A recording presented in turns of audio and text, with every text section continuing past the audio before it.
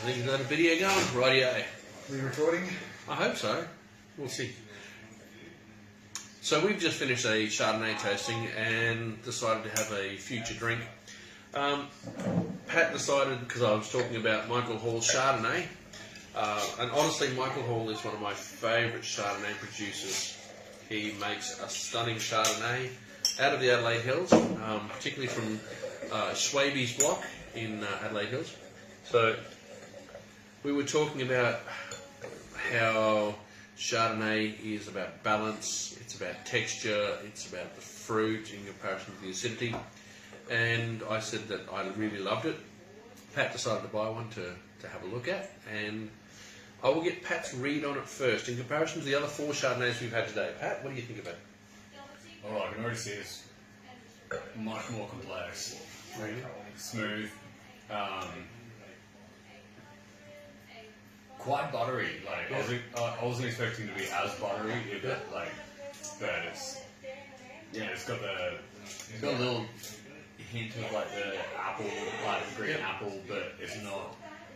It's still peach and nectarine, and yeah, it's really nice. Yeah, this is the typical of nougat for me. That's the character I'm looking for. Yeah, I love this style of Chardonnay.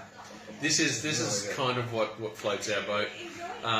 The other 4 Chardonnays we had today, which we did on the Facebook Live, we enjoyed all of them, but this one for us was probably one of the. This is what I consider to be the greatest of the Chardonnays. So. It's a reward.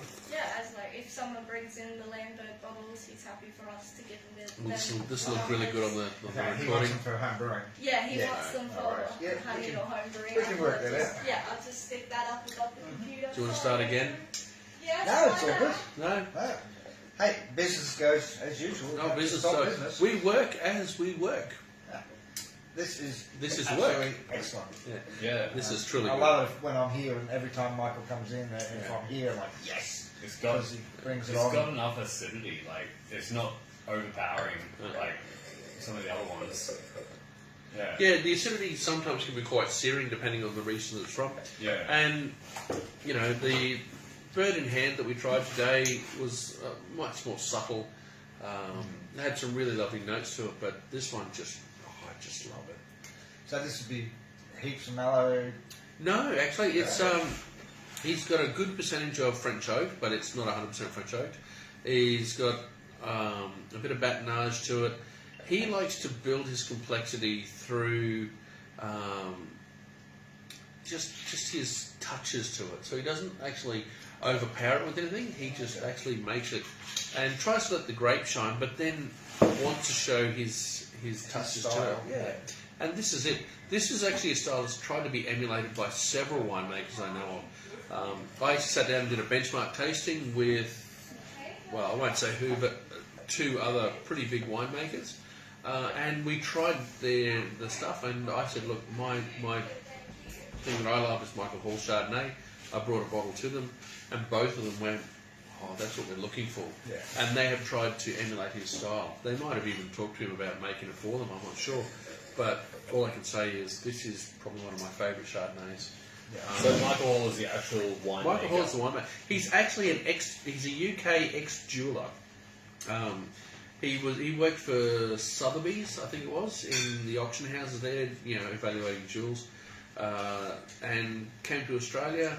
I think he spent a fair bit of time in Burgundy in California, and then came to Australia to make wine. Sorry, when you said jeweler, I imagine like dueling with pistols. No, Yeah. no, not jeweling with crystals. Actually, like a jeweler, guys who make setting gems. I was thinking family jewels. Well, You make me sad. But no, honestly, the dude himself, he's just really lovely. Yeah, it's really well really balanced. personable. And actually, to give you an idea, so 1,710 bottles produced. not much, really. That's tiny. That's really tiny. He is honestly one of my favourite boutique winemakers. we've done several dinners with him. We've done several tastings with him. Does he mainly stick with whites or No, his actual big thing is reds. Like he does. Pinots? He actually no, it's a pretty balance of both. Sorry, I'm wrong. He does a Chardonnay. He does a Roussanne, which is to die for. He does a field blend, which we talked about during the Chardonnay tasting. He does Pinot Noir, which is for really, this is a grown-up Pinot Noir. Yeah. But he also does an entry-level Pinot Noir as well. He does Shiraz, an entry-level at about $30, but his top-end stuff is the Stonewall Shiraz from Barossa Valley Floor and an Eden Valley Syrah, because it's lighter and more perfume. And honestly, he's probably one of the few winemakers that in 2011 got probably one of the best wines I've ever had. Because 2011 was a really hard year in Barossa, but his Syrah that came out of that was just Turkish delight, elegant, on point, spice, the lot. You can't buy it anymore, so please don't ring me up to ask me to get some for you, because he makes such a small amount, but just a fantastic winemaker. And honestly, if you ever get to meet him, probably one of the nicest guys you'll ever meet. He'll never denigrate you for an opinion that you might have held incorrectly. He'll actually explain to you why you're wrong and actually walk you through You it. are wrong. You're wrong, Tell you why but, you're wrong, but no, he's great and he listens. He's Yeah. just such a lovely guy. I bought my mum a Marble Sauv Blanc. Oh yeah. For Christmas. To be fair, like, her palate isn't very good. She drinks she's nasty, but yeah, she liked it, and And that's actually one that he's actually put oak over. That's the Fumé style that we're talking about. Yeah. With Sauv Blanc. yeah. Well, I found the ones that I've given her now that even like the Sauv Blancs and stuff like that, she actually prefers the ones she normally drinks now. Oh, So now I found that she's more Sauv Blanc. Yeah. Probably Now a bit more complexity to it. Yeah, now the next step is to move towards like Pinot Gris or Chardonnay or like That's a big step, by the way. Pinot Gris, fairly neutral character, high acidity. Stepping into Chardonnay, well, as we've seen today, So different. so different, yeah.